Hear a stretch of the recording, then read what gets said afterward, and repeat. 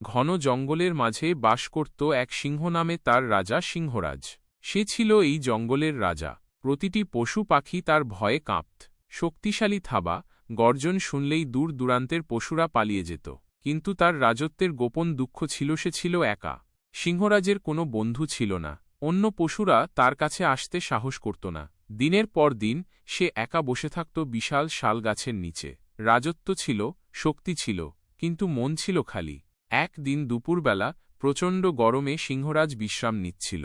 এমন সময় দূর আকাশ থেকে একটি ছোট পাখি উড়ে এসে গাছের ডালে বসে। সে ছিল একটি হলুদ রঙের চড়ুই, নাম টুনটুনি। টুনটুনি ডাল ধরে দোল খাচ্ছিল আর গান গাইছিল।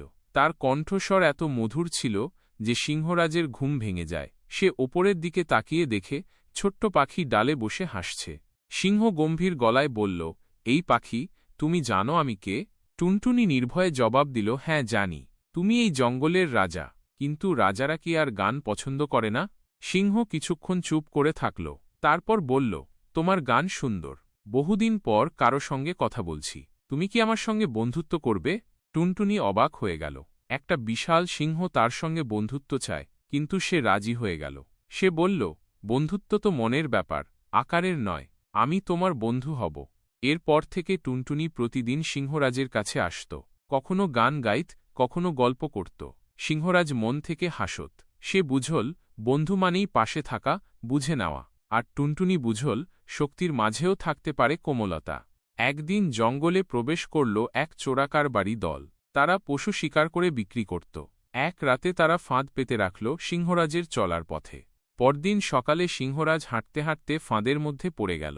তার চারপাশে জাল লেগে গেল। সে ছটফট করতে লাগল, গর্জন করল, কিন্তু জাল ছিঁড়তে পারল না। দূরে বসে থাকা টুনটুনি সব কিছু দেখল। সে উড়ে উড়ে গিয়ে অন্য পশুদের ডেকে আনল। হাতি, হরিণ, বানর সবাই এল। তারা সবাই মিলে জাল কাটতে লাগল। কিছুক্ষণ পর সিংহরাজ মুক্ত হল।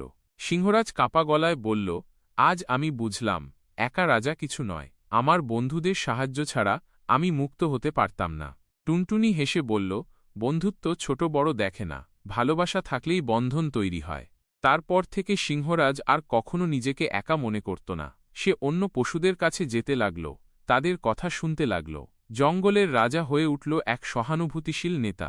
আর টুনটুনি, সে রইল তার ছায়ার মতো বন্ধু, ছোট হলেও সবচেয়ে শক্তিশালী।